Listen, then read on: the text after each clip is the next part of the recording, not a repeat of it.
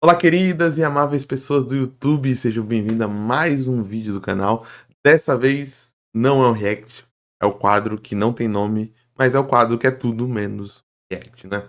Hoje a gente vai comentar um pouquinho sobre uma notícia que saiu semana passada sobre relatórios do GSI durante o governo Bolsonaro que alertavam sobre a pandemia e que davam todos aqueles dados que a comunidade científica já estava dando, já estava sendo reportado pela imprensa, mas mesmo assim o governo sobre a gestão Bolsonaro não agiu em cima dessas informações. Mas antes, não se esqueça, esse canal precisa da sua ajuda, isso mesmo, da sua ajuda.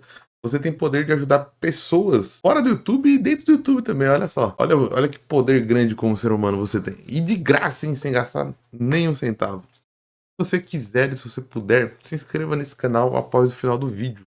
Muito importante para o crescimento do canal. Se você já é inscrito no canal, não se esqueça de compartilhar e passar a palavra adiante para que mais pessoas possam nos fazer companhia descobrindo esse mundo maravilhoso de conhecimento que nós temos, mesmo? E se você é espectador recorrente, mas não lembra se você é inscrito, checa aqui, às vezes você já viu alguns vídeos do canal, mas não lembra se se inscreveu ou não, checa aqui se você está inscrito, não é? Então, começando esse vídeo, né, não tem como não pensar numa discussão que se teve nos anos anteriores, durante a pandemia, que era a discussão sobre a palavra, né, genocídio ou não. Foi uma discussão que se teve em vários setores da sociedade, nas redes sociais, entre liberais e tudo mais, sobre se o que tinha acontecido no Brasil seria de fato ou não um genocídio programado, de fato não teria intencionalidade, né? E eu acho que quanto mais a gente avança, quanto mais documentos a gente tem, fica mais difícil falar que não houve a morte pessoas em massa sem intenção, sabe? Não podemos mais falar. Na época das discussões, eu ouvi algumas pessoas falarem que, não, genocídio é tirar o peso da palavra, e tem palavras para isso como má gestão, que foi uma má gestão, foi um crime de responsabilidade, mas tem coisas no artigo, na nossa Constituição, que já enquadram essa pessoa. É uma discussão tenta cobrir um pouco a realidade do que a gente viveu e principalmente cobrir a história do que aconteceu. A gente tá num período que é no período meio que lua de mel, né? Porque a gente passou 2 anos no inferno, sem poder sair de casa. A gente saiu de casa, né? A gente tem vacina, nós estamos protegidos por conta da vacina, olha só. Inclusive por conta da vacina chinesa, né? Que foi recusada de ser comprada e o estado de São Paulo, através do seu governador, teve que comprar a vacina da Coronavac, que durante muito tempo foi a linha de frente, porque as outras vacinas estavam demorando para chegar. Hoje em dia, a Coronavac, se eu não me engano, nem é muito aplicada em comparação às outras, como a Janssen, a Pfizer e tudo mais. Mas até chegar essas vacinas, era a Coronavac que fazia a linha de frente, que sustentou a campanha de vacinação. Teve épocas que 80% da vacinação era de Coronavac. Então a Coronavac sustentou durante muito tempo. Essa questão do genocídio, eu não quero. O meu intuito não é julgar, não é condenar ninguém, é só refletir sobre o que aconteceu. E não tem como não refletir e não ver que. E não pensar em que milhares de pessoas, milhares de cidadãos brasileiros morreram por conta de uma decisão. Por conta da decisão de um governo de não seguir. Não é a comunidade científica, entenda. O que a Folha noticia semana passada são relatórios do GSI. Vou mostrar aqui para você. E antes de tudo, eu vou até voltar para a câmera maior. Meu intuito não é jogar na cara, não é tipo aquele papo que na internet as pessoas até já estão numa belicosidade de nós contra eles, de falar quem votou no Bolsonaro, não sei o que, Bolsonaro, não sei o que. Não, é uma análise científica e histórica do que aconteceu, para que a gente não remonte a história e pense que foi banal. Não foi banal o que isso aconteceu. Se você votou a favor, contra o Bolsonaro, o que importa é a gente olhar para nossa história como brasileiros, independente de que número nós, nesse momento, independente de que número nós clicamos na urna eletrônica, olhar para nossa história e ver, cara, o governo propositalmente não seguiu medidas de segurança e, ao não seguir essas medidas de segurança, milhares de pessoas morreram. Mais de 700 mil brasileiros, fora a subnotificação. O que é subnotificação?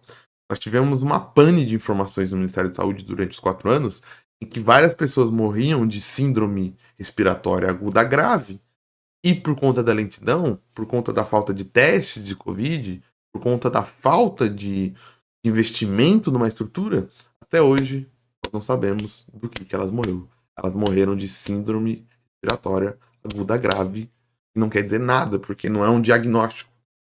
É só uma constatação. Essa pessoa morreu de falência respiratória, por exemplo. Mas eu não sei que doença que foi. Foi pneumonia, foi tuberculose, foi Covid. Então a gente tem uma subnotificação, então esse número pode ser maior. E a questão é, por que falar sobre isso? A pandemia já passou, a vacina já passou. Por que os jornais estão indo atrás disso? Porque poderia ser diferente. Porque as pessoas que morreram poderiam estar vivas nesse momento. Porque não precisaria ser 700 mil pessoas. Só que se fez uma lavagem cerebral e toda uma propaganda que não tinha como fechar. E não tinha como ter lockdown. Porque lembre-se, não teve lockdown no Brasil. Não teve.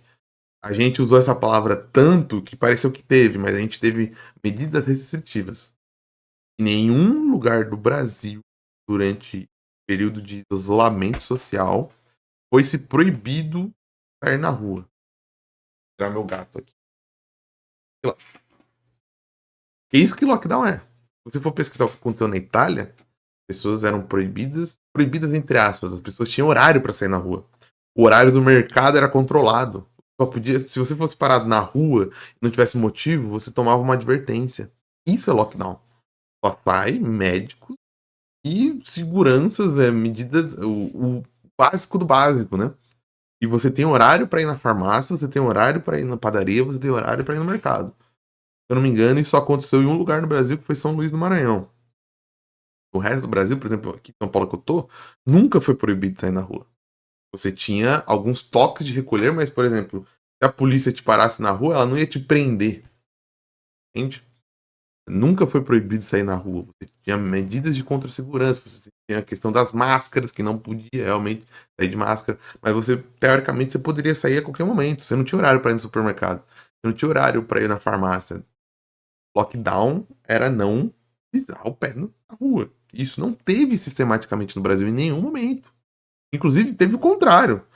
Teve-se o intuito de quebrar as poucas medidas restritivas. O próprio Bolsonaro falava isso. Ah, numa cadentada, eu tô pensando em liberar tudo aí. Porque os governos estavam com medidas restritivas de isolamento, que não são lockdown. Lockdown é o máximo.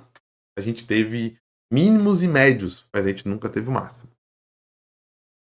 Ó, matéria lá da Folha.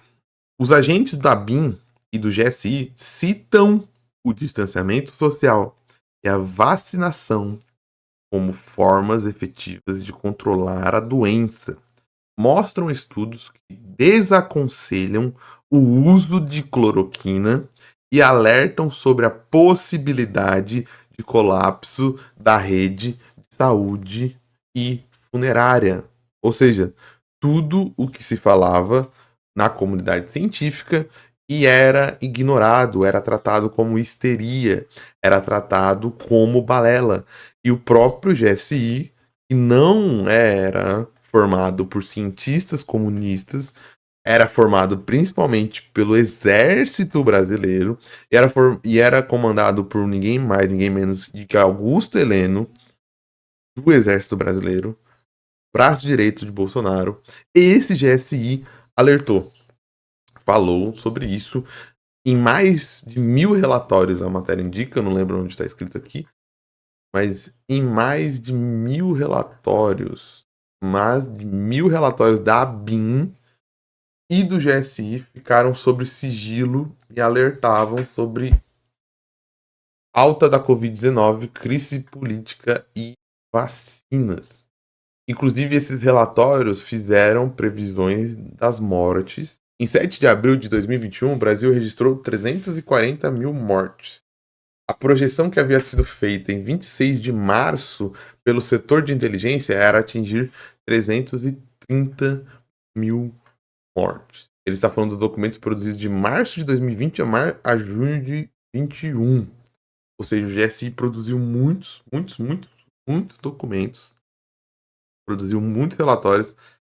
Esses relatórios davam os mesmos números e a comunidade científica, que os cientistas que eram tratados como histéricos, como mimizentos, e o governo Bolsonaro decidiu não agir, mesmo assim.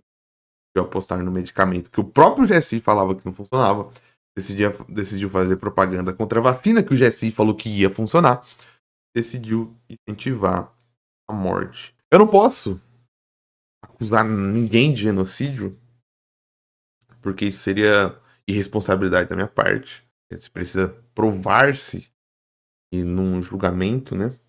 Um tribunal. Mas os dados estão aí. Os dados estão aí. E se você acha normal, e se você acha que foi banal, e se você acha que era isso mesmo que devia ser feito, cara, eu só posso lamentar. Porque você tá sendo co-participante. Olha pra realidade. 700 mil pessoas morreram. No mundo, nós temos países que poucas pessoas morreram e eles fizeram aquilo que o GSI recomendou que o presidente em exercício fizesse. Ele não fez. A gente pode olhar para o mundo. Olha para o mundo. Países que fizeram o mesmo que o Brasil tiveram mais de milhares de mortes também, como os Estados Unidos. Agora, países como Coreia do Sul, como China, como Vietnã, deram essas medidas restritivas. Foi recomendado pela GSI, o número de mortes foi muito menor. Ou seja, nós poderíamos ter salvado vidas. Mas vidas não foram salvas, vidas foram mortas intencionalmente. Isso dá para se falar. Porque quando se tem um aviso, ó, você é servidor público, você é servidor público no mais alto posto do serviço público, pessoas vão morrer. Você pode resolver isso com medidas restritivas, medidas de proteção, incentivando o uso de máscara e não incentivando aglomerações e medicamentos que não funcionam. O que você faz? Com o mais alto posto do serviço público, com o mundo todo colapsando. Como cristão. E não tem a desculpa da economia. Inclusive, a gente tem dados, se você for pesquisar, países que fizeram o lockdown e o isolamento social tiveram uma volta da economia muito mais rápido que o Brasil. O Brasil está voltando mais lentamente da economia, inclusive por não ter feito medidas de restrição social. A economia de todo mundo ia paralisar, não era uma situação banal. Não era uma situação de que a economia tinha que continuar girando. Como assim nós, como brasileiros e como pessoas, achamos ok que a roda de sacrifício do Deus capitalismo, que a roda de sacrifício da economia tinha que continuar girando com um sacrifício de 700 mil pessoas? Como isso é válido? Sendo liberal ou não sendo liberal, sendo de qualquer aspecto, como que é válido a gente sacrificar 700 mil pessoas do altar do Deus economia e a economia ainda tá ruim? Olha para a realidade do nosso país, a economia tá em frangalhos. A gente poderia ter salvado as pessoas porque a economia ia continuar em frangalhos, porque não era uma situação normal. Era uma situação de pandemia do mundo todo, todas as economias do mundo pararam. E as economias que voltaram mais rápidas foram as economias que fizeram isolamento social. Porque tinha pessoas vivas para voltar a trabalhar, porque não tinha sequelas de muito tempo, porque o isolamento social era feito em parcelas. Por isso que é muito importante a gente divulgar essas notícias e a gente falar sobre isso. A gente não pode deixar que aconteça uma falsificação da história do que aconteceu. O que aconteceu foi 700 mil pessoas foram sacrificadas por um propósito errado, propósito falho.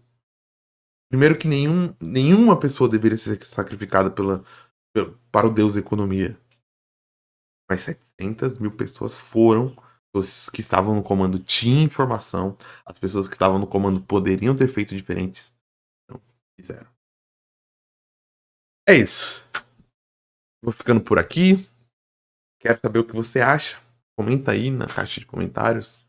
Vamos abrir esse debate e comentar um pouco mais sobre isso, porque eu acho que é um assunto de extrema importância. Bem, eu vou ficando por aqui. Se você gostou desse vídeo, se você quer que mais pessoas vejam, curta, comente, dê dislike, compartilhe, inscreva aqui no canal, se você quiser, se você puder. Eu vou ficando por aqui. Até uma próxima e tchau.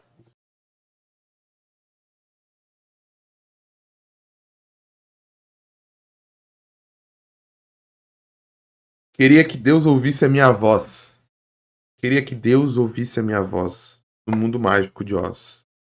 No mundo mágico de Oz. Ei, mano, será que ele terá uma chance? Quem vive nessa porra merece uma revanche. É um dom que você tem de viver. É um dom que você recebe para sobreviver. História chata, mas você tá ligado. É bom lembrar. Quem entrar é 1 em 100 para voltar.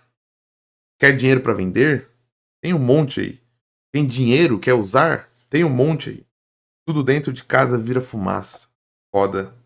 Será que Deus deve estar provando a minha raça? Só desgraça gira em torno daqui. Falei do GB ao Piqueri e Mazei. Rezei para um moleque que pediu. Qualquer trocado, qualquer moeda, me ajuda, tio. Pra mim não faz falta. Uma moeda não neguei. Não quero saber. O que que pega se eu errei? Independentemente, a minha parte eu fiz. Tirei um sorriso ingênuo, fiquei um terço feliz. Se diz que o moleque de rua rouba, o governo, a polícia no Brasil, quem não rouba? Ele só não tem diploma pra roubar. Ele não se esconde atrás de uma fada suja. É tudo uma questão de reflexão, irmão. É uma questão de pensar. A polícia sempre dá um mau exemplo. Lava minha rua de sangue, leva o ódio pra dentro. Pra dentro de cada canto da cidade. Pra cima dos 4 extremos da simplicidade. A minha liberdade foi roubada. Minha dignidade violentada. E nada. Os manos se ligar. Parar de se matar, amaldiçoar. Levar pra longe daqui essa porra. Não quero que um filho meu um dia morra.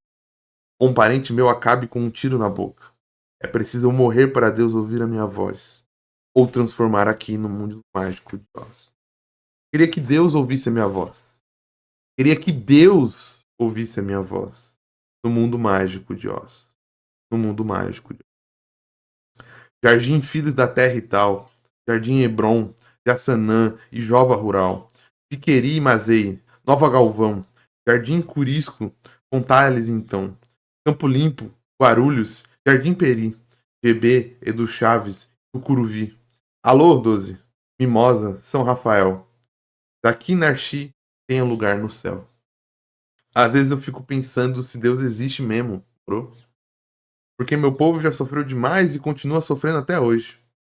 Só que aí eu vejo os moleques nos farol, na rua, muito louco de cola, de pedra. Eu penso que poderia ser filho meu, moro? Mas aí, eu tenho fé. Eu tenho fé.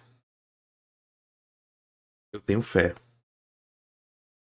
Eu tenho fé em Deus. Mágico de Oz, sobrevivendo no inferno. Nice.